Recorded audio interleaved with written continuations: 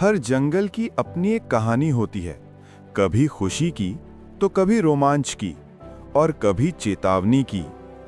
कई बार छोटे से छोटे जीव भी वो कर जाते हैं जो बड़े और शक्तिशाली जानवर सोच भी नहीं पाते। ये कहानी ऐसे ही एक नन्हे से चिड़िया की है, जिसने अपनी हिम्मत, अपनी आवाज और अपनी तेजी से पूरे जंगल को एक भयानक आग से बचा लिया। जंगल के जानवर बड़े हो या छोटे, सब उसकी वजह से आज भी सुरक्षित हैं। ये कहानी हमें सिखाती है कि जब हम सही समय पर बोल दें, चेतावनी दे दें या एक छोटा सा कदम उठा लें, तो बड़ी से बड़ी मुश्किल को रोका जा सकता है। बहुत समय पहले पहाड़ों के बीच बसे एक घने जंगल में एक छोटी सी चिड़िया रहती थी। उसका नाम था गुड़िया चिड़िया। वो बेहद हल्की, फुर्तीली और खुशमिजाज थी। हर सुबह पेड़ों की ऊंची शाखाओं पर बैठकर मीठी आवाज में चहचहाती, जिससे जंगल में एक नई ऊर्जा भर जाती। जंगल के सभी जानवर उससे बहुत प्यार करते थे।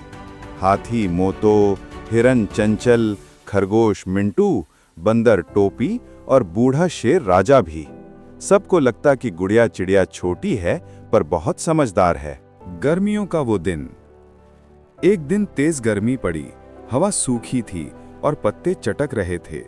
गुड़िया चिड़िया सुबह भोजन की तलाश में जंगल के पूर्वी भाग की ओर गई, जहाँ पेड़ थोड़े कम थे और सूखी झाड़ियां अधिक। उड़ते उड़ते उसकी नज़र एक अजीब सी चमक पर पड़ी। पहले उसे लगा कि सूरज की रोशनी है, पर जैसे ही वो नीचे उतरी, चटाक, उसने देखा कि सूखी पत्तियों के ढेर में आग भड़क चुकी थी। धीरे धीरे वो फैल रही थी और हवा के साथ और तेज हो रही थी। गुड़िया चिड़िया घबरा गई। ओ नहीं, अगर ये आग फैल गई तो पूरा जंगल जल जाएगा। वो तुरंत उड़ पड़ी। पहली चेतावनी। सबसे पहले वो मोतू हाथी के पास गई, जो नदी के पास पानी पी रहा था। मोतू, जंगल में आग लग गई है, पूर्वी हिस्से में। मोतू चौंका। क्या आग? कितनी बड़ी? गुड़िया ने कहा, बहुत तेजी से फैल रही है, हमें अभी सबको बताना होगा। मोतू ने तुरंत अपनी बड़ी आवाज में सूंड उठाकर गर्जना की। सब ध्यान दो, जंगल में आग लगी है। उसकी आवाज दूर दूर तक पहुंची। जानवरों की दौड़ भाग। हिरन चंचल सबसे पहले भागा। वो जंगल के उत्तर भाग में दौड़ गया और सबको बताया। बंदर टोपी पेड़ों के ऊपर से छलांग मारते हुए पश्चिम भाग में गया और खबर फैलाने लगा। खरगोश मिंटू छोटे छोटे बिलों में जाकर परिवारों को चेतावनी देने लगा। सबसे ऊपर पेड़ों पर बैठी गुड़िया चिड़िया दिशा तय कर रही थी कि आग कहां तक पहुंची है, और बाकी जानवरों को बता रही थी कि किस रास्ते से निकलना सुरक्षित है। पूरे जंगल में अफरा तफरी मच गई, पर एक बात अलग थी। आज सब मिलकर काम कर रहे थे। आग फैलती जा रही थी। हवा के तेज झोंकों से आग और बड़ी होती जा रही थी। पेड़ चटक रहे थे, सूखी घास जलने लगी थी। गुड़िया चिड़िया बिना थके उड़ती जा रही थी, कभी पूर्व भाग में आग की स्थिति देखने, कभी किसी जानवर की मदद करने, कभी किसी मंद गति वाले जानवर को सुरक्षित रास्ता दिखाने। ये सच था, वो सबसे छोटी थी, उसके पंख कमजोर थे, उसकी सांसें तेज चल रही थी, लेकिन उसका दिल हिम्मत से भरा था। नदी तक पहुंच का रास्ता। जानवरों को जंगल की बड़ी नदी तक जाना था, जहां आग नहीं पहुंच सकती थी। पर समस्या ये थी कि एक रास्ता पेड़ों के गिरने से बंद हो चुका था।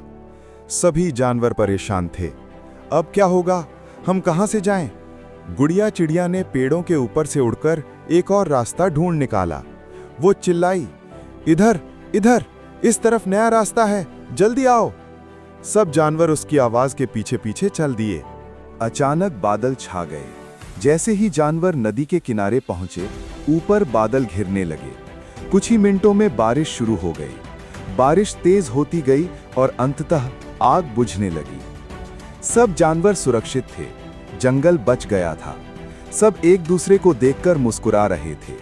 मोतू हाथी बोला, अगर गुड़िया हमें समय पर चेतावनी न देती तो आज हम सब। वो वाक्य पूरा भी न कर पाया। शेर राजा आगे आया और बोला, हम सब इस छोटी सी चिड़िया के आभारी हैं। इतनी छोटी होकर भी इसने इतना बड़ा काम किया है।